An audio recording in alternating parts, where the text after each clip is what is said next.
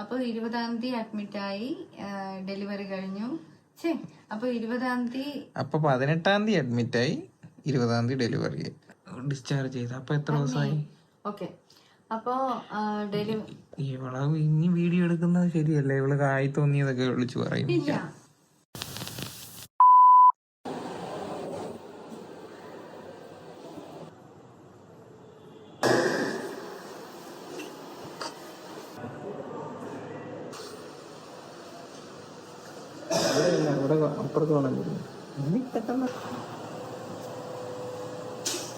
പിന്നെ ഇതുപോലെ ബേബിയൊക്കെ എടുത്തിട്ട് ഡെലിവറി കഴിഞ്ഞിട്ട് മമ്മം കൊടുക്കുക, ഇത്രേ ഉള്ളൂ.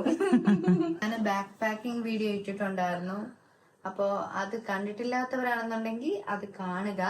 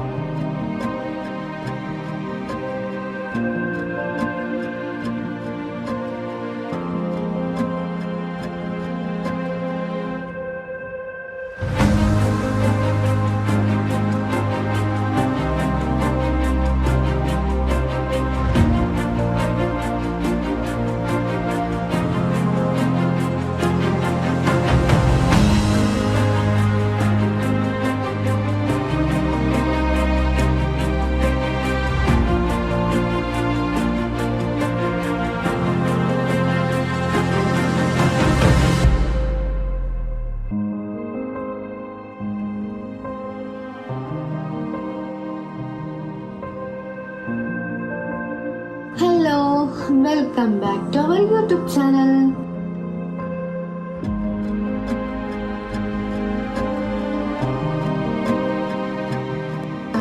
അപ്പോൾ ഈ ഡെലിവറിയും കാര്യങ്ങളെല്ലാം കഴിഞ്ഞിട്ട് ചേട്ടൻ ഇങ്ങനെ കാണുമ്പോൾ ആ ഒരു മൊമെന്റ്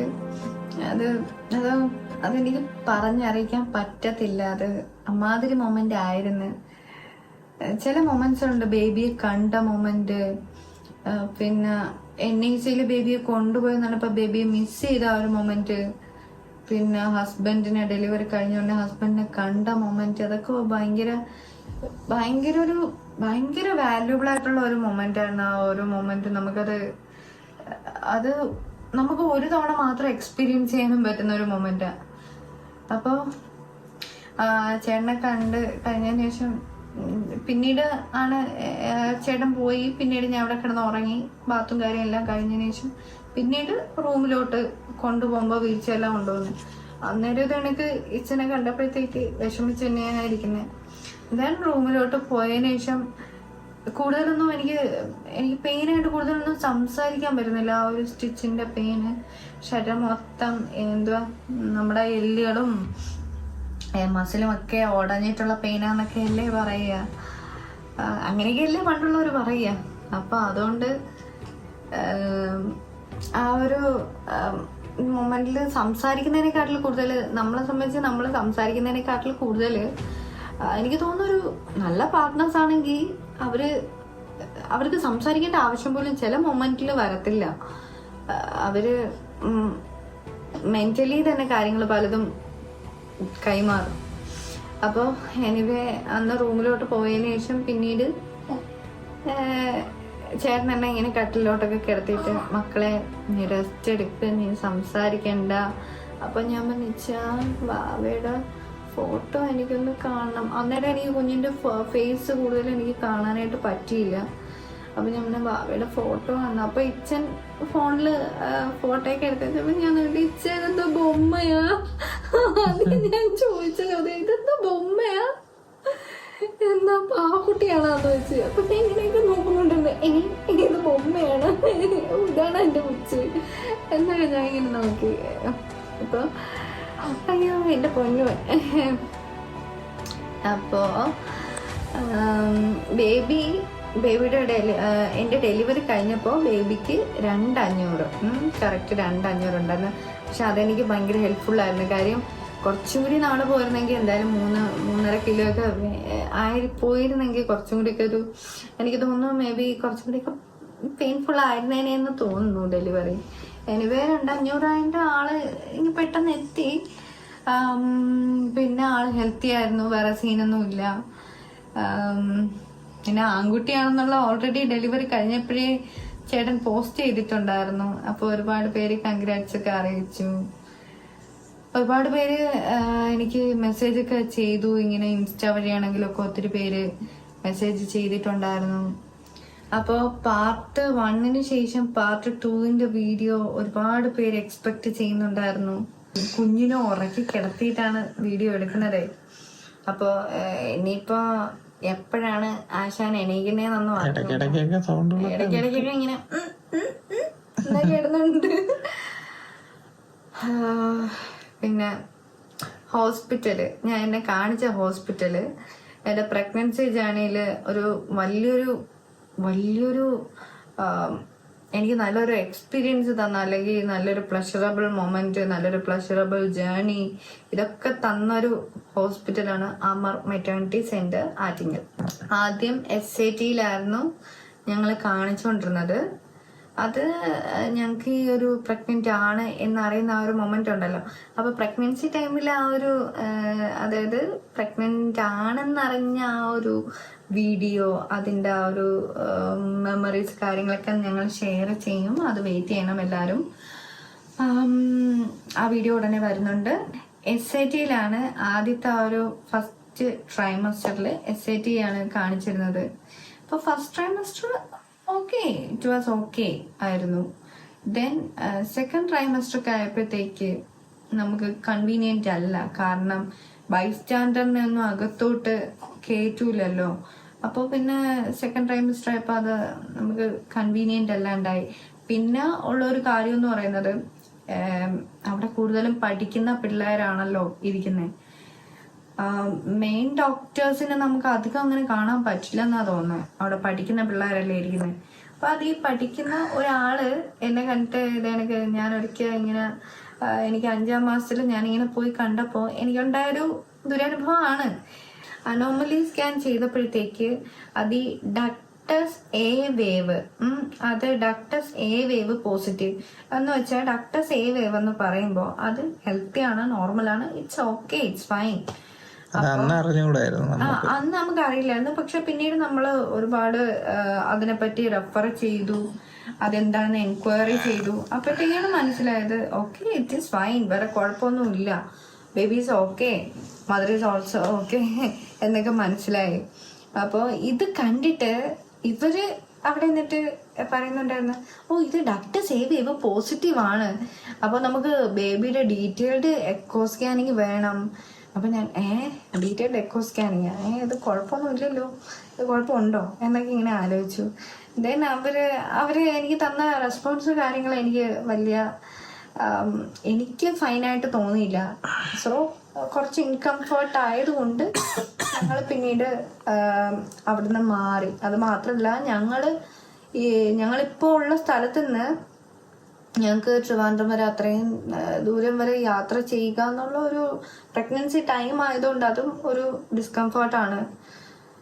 സോ SAT മാറ്റിയിട്ട് പിന്നീട് ഞങ്ങൾ അമറിലോട്ട് വന്നു. എൻ്റെ ചേട്ടനെ ഡെലിവർ ചെയ്ത് എടുത്തത് ഈ പറഞ്ഞ രാധാകൃഷ്ണൻ ഡോക്ടറാണ്. സോ അദ്ദേഹം തന്നെ ഇതേ ചേട്ടൻ്റെ കുഞ്ഞിനെയും നോക്കി ട്രീറ്റ് ചെയ്തു.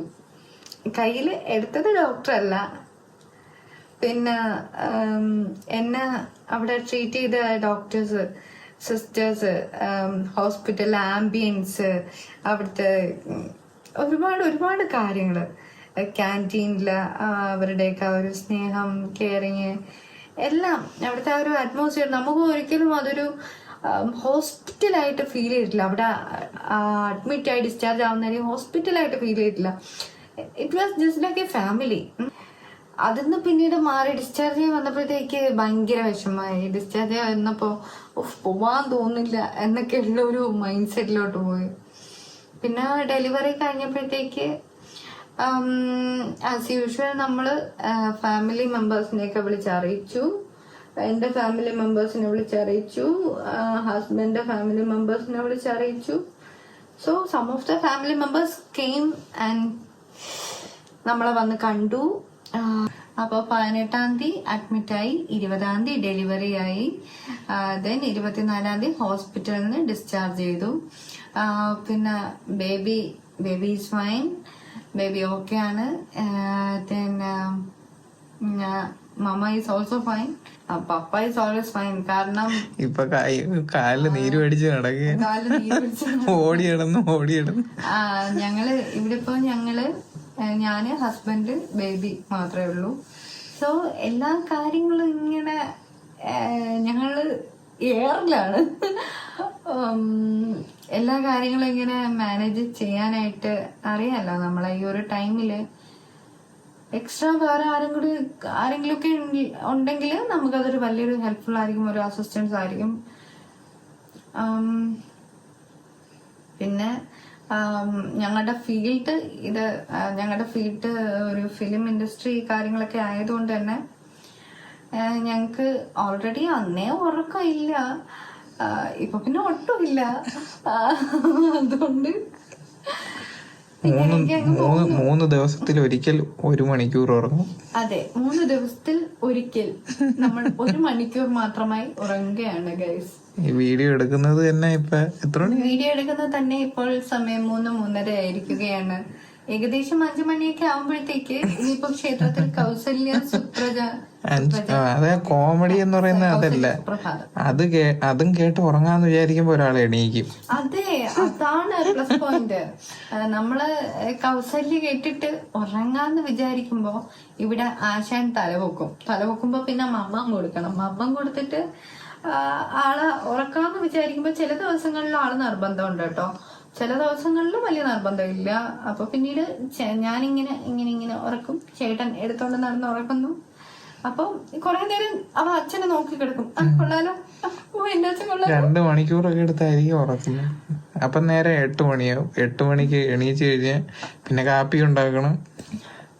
പിന്നെ അതിന്റെ ഇടയ്ക്ക് ഒന്ന് ഉറങ്ങാന്നൊക്കെ വിചാരിക്കുമ്പോ അവിടെ കിളികളൊക്കെ ഇരുന്ന് അങ്ങോട്ടും ഇങ്ങോട്ടും അവര് അടികൂടുന്നതാണോ, ചീത്ത വിളിക്കുന്നതാണോ, കുഞ്ഞമ്മയ്ക്ക് വിളിക്കുന്നതാണോ എന്നൊന്നും അറിയില്ല. കിളികളൊക്കെ കിടന്ന് ബഹളങ്ങൾ ഉണ്ടാക്കുന്ന ഡെലിവറി എക്സ്പീരിയൻസ് അടിപൊളിയായിരുന്നു. പക്ഷെ എനിക്ക് മിസ് ചെയ്യുന്ന ഒരു കാര്യം, ഞാൻ പ്രഗ്നന്റ് ആയിരുന്ന ടൈമില് ആ ഒരു കിക്സ്, പിന്നെ നമ്മുടെ വയറ്, ഒത്തിരി ജോളി മൊമെന്റ്സ് കാര്യങ്ങളൊക്കെ ഇല്ലേ, അതൊക്കെ ഒത്തിരി എനിക്ക് മിസ് ചെയ്യുന്നുണ്ടായിരുന്നു ഇടയ്ക്ക്. ഇപ്പൊ ഇല്ല, കുഴപ്പമില്ല, ഇപ്പൊ അങ്ങനെ മിസ്സിങ് ഇല്ല. ഇപ്പൊ കുഞ്ഞാവണിയുടെ പിറക്കെയാണ്.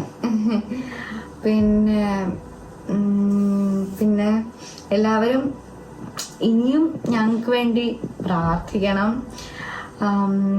ഞങ്ങളെ സപ്പോർട്ട് ചെയ്യണം. നിങ്ങളുടെയൊക്കെ സപ്പോർട്ടും പ്രാർത്ഥനയും സ്നേഹവും ഒക്കെയാണ് മുന്നോട്ടുള്ള ആ ഒരു ജേണിക്ക് ഹെൽപ്പ് ചെയ്യുന്നത്.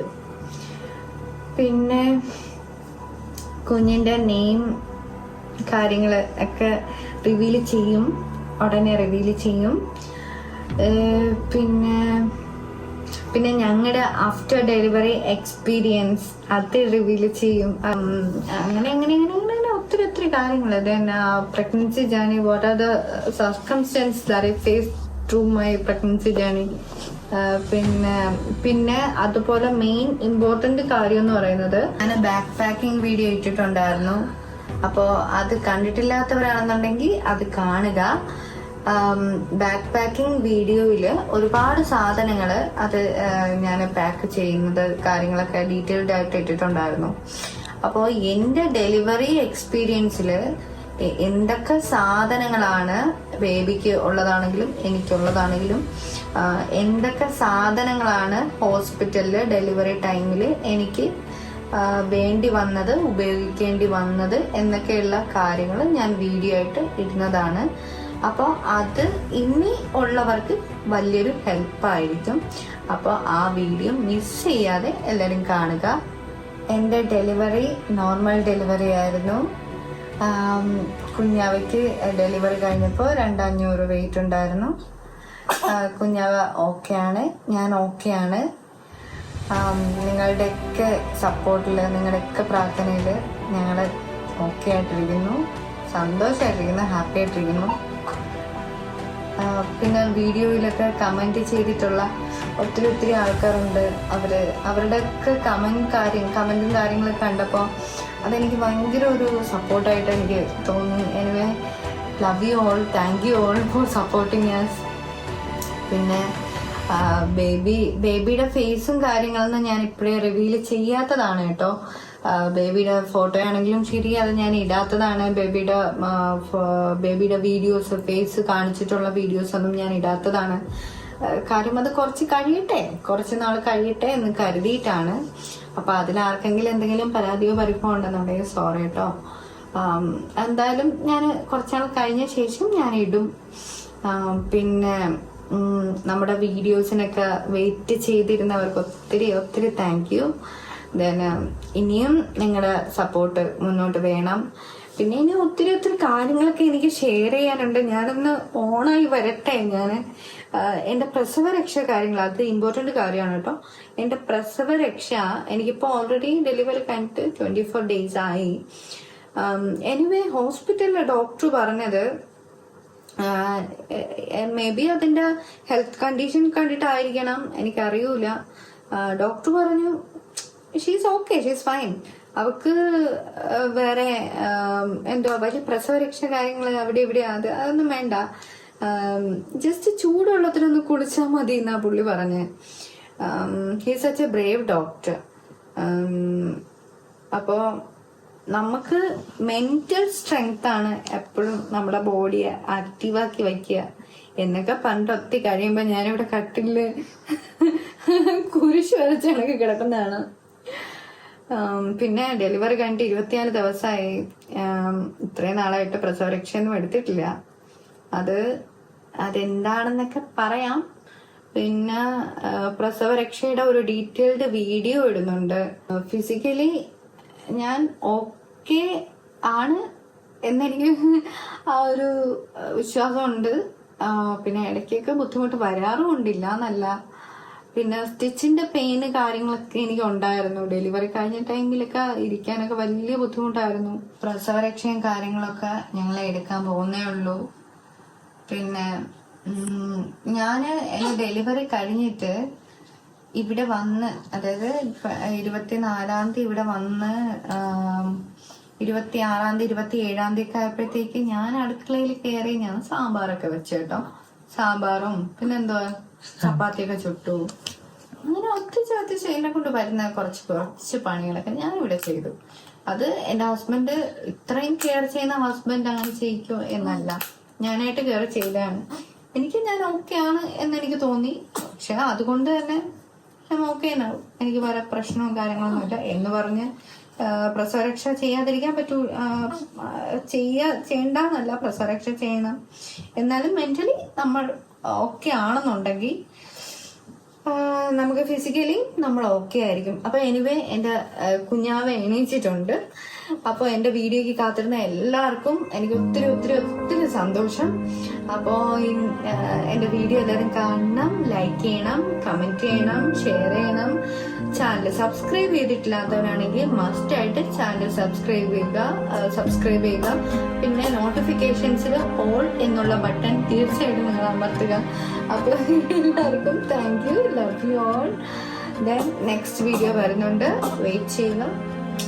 Love you.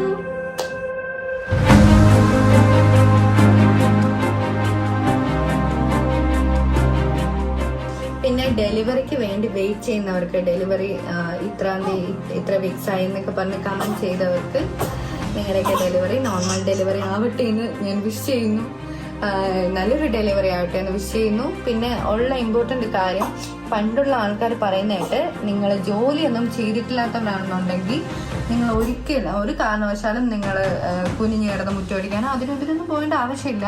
കാര്യം പ്ലാസന്റയുടെ പൊസിഷനൊക്കെ മാറാനായിട്ട് ചാൻസ് ഉണ്ട്. എനിവേ, പ്ലാസന്റയുടെ പൊസിഷനൊക്കെ മാറാനായിട്ട് ചാൻസ് ഉണ്ട്.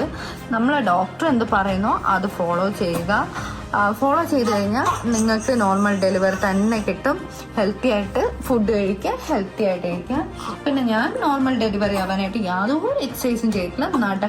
നടക്കാൻ നമ്മളെ കൊണ്ട് പറ്റുമല്ലോ, അത്യാവശ്യം നടക്കും. അപ്പം അത്യാവശ്യം നടക്കുക, പിന്നെ ഹെൽത്തി ആയിട്ട് കഴിക്കുക. എൻ്റെ ആ ഒരു പ്രഗ്നൻസി ജേണിയിലുള്ള കാര്യങ്ങളൊക്കെ ഞാൻ വീഡിയോ ഇടുന്നുണ്ട്. അപ്പോൾ ഹെൽത്തി ആയിട്ട് കഴിക്കുക, ഹെൽത്തി ആയിട്ട് ഇരിക്കാൻ ശ്രമിക്കുക, മെന്റലി ഓക്കെ ആയിരിക്കുക, just be powerful and B calm and quiet. പിന്നെ ഇതുപോലെ ബേബിയൊക്കെ എടുത്തിട്ട് ഡെലിവറി കഴിഞ്ഞിട്ട് മമ്മം കൊടുക്കുക. ഇത്രേ ഉള്ളൂ. അപ്പൊ ഓക്കെ ഓക്കെ പറ എല്ലാവർക്കും ടാറ്റ പറ, ടാറ്റ പറ. ആ ടാറ്റ. പുലിയാണ് പുലിയാണ്. ഇങ്ങനെയാണ് നമ്മൾ ടാറ്റ പറയുക.